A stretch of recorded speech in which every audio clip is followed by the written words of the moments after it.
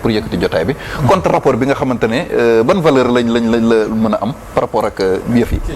waaw.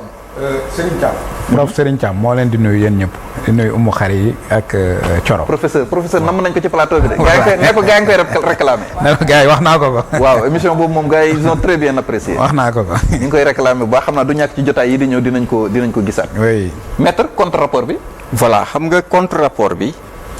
bi nga xamante ni mën na ni Pape Malick Ndour moom lay xëy di vulgariser. gars yi dañuy laajte lan mooy valeur juridique bi lan mooy les conséquences juridiques et judiciaires. déjà balañ ciy tontu dañu bëgg a leeral loo xamante ni Sénégal yëpp dañ ko war a xam mooy contre rapport boobu dañu ci wàññi juróomi mbir yoo xamante ni dañ ko caa dugal te tegul ci dëgg. du ñu demee ci article 19 Pape Malick Ndour da koo dugal en tout cas seen rapport bi wax loo ko lu bokkul te dama jàpp ne rapport war a dem FMI ngeen ci boole ay nit ba liñ leen di waxal ci rapport bi mooy wàllu faux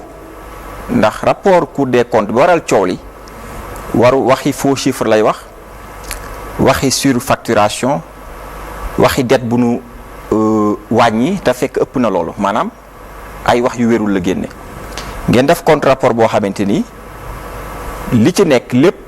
daanaka c'est basé sur du faux mais dañ koy firndeel. article 19 bi Pape Malick Ndour wax ni rapport bi génn chambre réunie ñoo ko waroon a génne te génnewuñu ko chambre des affaires budgétaires et financières moo ko génne moo ko càmbar article 19 waxut loolu. article 19 bii dafa wax ni rapport général annuel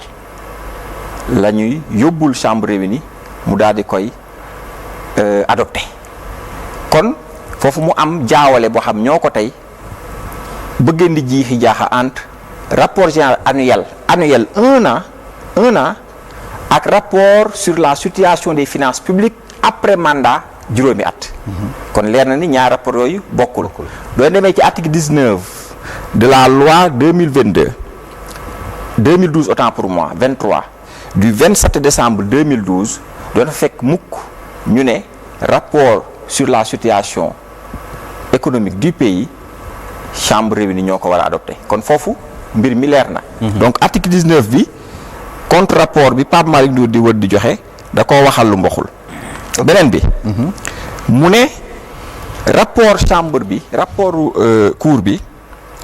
pratique ak usage yi dafa bëggoon ñu yóbbu ko ci chambre réunie yi ma ne moom ban pratique ak ban usage lay wax parce que rapport bii de ce genre c'est la première fois que Sénégal def rapport boo xamante ni day ñëw ci situation financière mandat. kon pratique et usage mooy lu yàgg a am ak lu ñuy jëfandikoo waa luy doog a am ani pratique ak usage te bind nañ ko seen contre rapport bi ne moom leen jébbal FMI. ñeenteel bi ñoom ñu ne Pape Malick Ndour absence de détournement et de faute nee na rapport Cour des comptes bi mësta wax ni am na détournement wala faute de gestion wala délit ba ministre de la justice bi génn ne dinañ topp ñin ci war a topp ñoo ne rapport bi amut loolu. ma ne ban rapport la ñu lire rapport bi ma fi indi woon temps yële mu jógee Cour des comptes dafa wax ni partie avertissement doo demee ci partie avertissement. je le cite textuel. mu ne les faits relatés dans le présent rapport présumés constitutifs de faute de gestion de fait ou d'infraction à caractère pénal feront l'objet le cas échéant de déféré de référé ci olof Cour des comptes nee na rapport bii ñu leen di jébbal am nañ njottu ni def nañ fa ay faute de gestion ak ay infraction mu ne ci loolu dinañ ko def déféré ak référé xëy na dañoo xamul luy référé du nee référé fii ci Cour des comptes mooy dinañ ko jébbal autorité judiciaire yi. ñu càmbar infraction pénale yi. ok waa APR ñoo taxaw ne seen rapport bi rapport Cour des comptes mësta wax ni nañ topp ay nit kon avertissement partie avertissement ci Cour des comptes bi da ngeen fay fekk loolu. ñeenteel bi ñu dem nag ci fond bi ñu ne dañoo def analyse de quoi analyse du rapport de la Cour des comptes analyse. mu nekk mise au point du rapport de la Cour des comptes mais partie analyse bi nga xam mooy kooru rapport bi doo fa demee da ngay gis ni 4 pages yëpp Ousmane Sonko la ñuy wax ñoom nee nan seen contre rapport bii day càmbar rapport Cour des comptes bi mais dafa am 4 pages yoo xamante ni ci analyse bi waxi Ousmane Sonko la ñuy wax moo waxoon lii moo menacé woon diw kon loolu moom du càmbar rapport Cour des comptes. beneen bi ñu ne ci seen conclusion mu ne seen régime ñoo fi indi la loi de 2012-22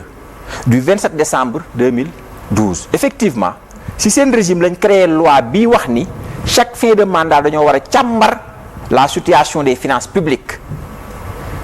ñu ne ci seen régime lañ ko créé donc ñoom mënuñu leen tuumal wàllu ñàkk transparence ñooñu dañoo fàtte yokku ci seen même phrase bii ni donte suñu régime lañ ko voté ñun moom rapport 2012-2019 defuñu ko maanaam ñun ñi ko fi indi ñun defuñu suñu rapport 2012-2019 ci tekki mooy ci nguuru 2012 ba 2019 muy 7 ans sénégalais yi xamuñu seen 15 000 milliards yi nan lañ ko utiliser donc dañuy wax waa FMI ñoom ñoo wax waa FMI ni ñun ñoo fi indi loi bi mais dañoo fàtte yokk ni loi bi ñoom dañ koo violé ndax defuñu rapport comprendre nga muy des faits qui sont extrêmement graves ci wàllu fausseté fi may daanele ci fait yooyu ñu ne la Cour des comptes dafa violé la loi de 2012 relative à la situation des finances publiques ndax dafa am retard u 2 mois dañ ne 3 mois la war a génn ñoom ñu génn ko ci 5 mois ñu ne kon dañoo violé loi 2012 waaw entre ki génne moo am retard 2 mois ak yéen ñi nga xam ne génne woo leen de 2012 à 2019 yéenay dénoncé violation pour wax leen ci tënk ni contre rapport bii ñu defar dafa am 5 éléments yoo xamante ni du ko FMI liiree ak sénégalais yi dañuy gis ni teguwul ci dëgg au contraire c'est du faux la ñu jël dugal ko ci contre rapport bi pour tromper la religion des lecteurs et nous alertons FMI alertons tous les destinataires du rapport du contre rapport y compris Alioune Tine mi ñu ko jox na ko liir càmbar ni article 19 waxloo nañ ko lu mu waxul jaawale nañ fi loi 2012-23 du 27 décembre 2012 avec la loi de 2012-22 du 27 décembre 2012 maanaam loi bi tëgg Cour des comptes la Pape Malick Ndour jaawale ak loi bi indi rapportu gestion sur la situation des finances publiques lii mooy contre rapport bi. grosso modo. waaw ce rapport ne peut avoir aucune valeur juridique. parce que liñ fiy wax moom dara wéru ci. d'accord Thioro. waaw rapport juridique bi nee na mënul am benn. waaw mais kon ñoom lan lañ ci jublu woon lan la leen mën a apporter juridiquement lan la loi bi wax ci contre rapport bi déjà lan la leen mën a jural mais aussi suñu déggee nga expliquer li nga xam ne moom moo nekk ci contre rapport bi. dafay mel ni kon da nga bëgg wax ne manipulation moom moo am. au lieu de. c'est ça lu tax ma bëgg relever gravité bi. mooy rapport Cour des comptes dafa génne ay anomalies de gestion ay chiffres yu ñu falsifié ñoom bi ñu indi contre rapport man ma koy càmbar gis ni lépp c'est du faux loolu laa bëgg Sénégal yi xam li may wax c'est-à-dire contre rapport bii ñu génne et je cite des choses yoo xam ñëpp mën nañu ko vérifier dañoo dem wax ne article 19 de la loi de 2012-23 du 27 décembre 2012 relative à la Cour des comptes dani rapport bii ñu génne chambre réunie ñoo ko war a adopté alors que c'est faux. kon waxal nañ article 19 lu ñu waxul ñu dolli ci ne rapport Cour des comptes bi mësta wax fenn ni am na ay faute de gestion ak infraction wala sax nan topp nit. nee nañ te ministre bi nee na dinañ commencé topp te ñu ngi commencé topp ma ni leen loolu tegul ci dëgg ndax ci même rapport bi. partie avertissement laa leen liiral léegi nii partie avertissement nee na ñun Cour des comptes bi nu càmbaree gis nañ ni jëf yi du ndeful ndànk infraction am na ci te dina nekk référé dañ ko def référé xëy na la ñoo comprendreul dañ ko def référé mooy njot nañ ay infraction pénale dañ saisir les autorités judiciaires parce que fa am déféré am référé foo déggee référé Cour des comptes wax ko mooy am na ay infraction pénale yoo xamante ni gëm nañ ni mi ngi ci dañ saisir les autorités judiciaires loolu waral tax d'ailleurs le ministre de la justice s'est saisi de la question ba ay poursuites commencé ci am ma ne contre rapport bii ñëw wax lii lépp waxal rapport ba lu mu waxul waxaan article 19 lu mu waxul dem ne dafay def analyse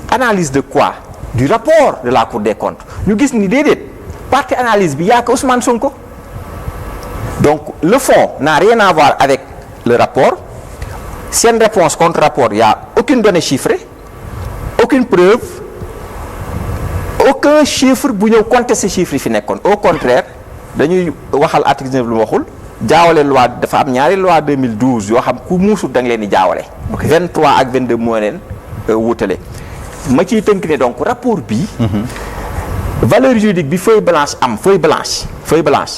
contre rapport bii Pape Malick te en réalité dañ ne c'est fait par un comité technique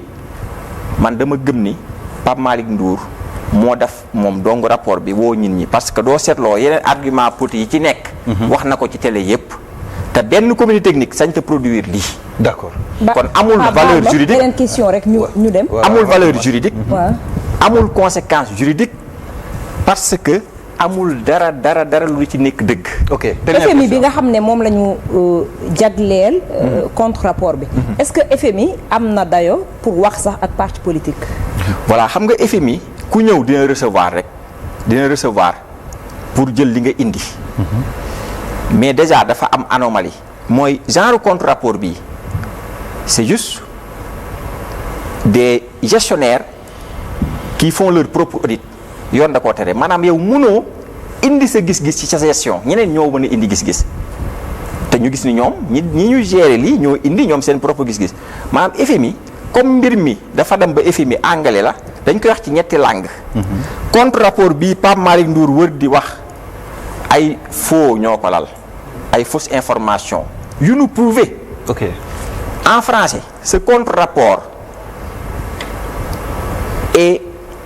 faux basé sur du faux en anglais ayuma ci anglais this document produced by Pape Malick Ndour is false pour waa FMI dégg nu merci beaucoup maître ñu bàyyi la nga tàggatoo temps bi jeex na voilà jërëjëf grand Pape jërëjëf ajaratu yi mon frère Salif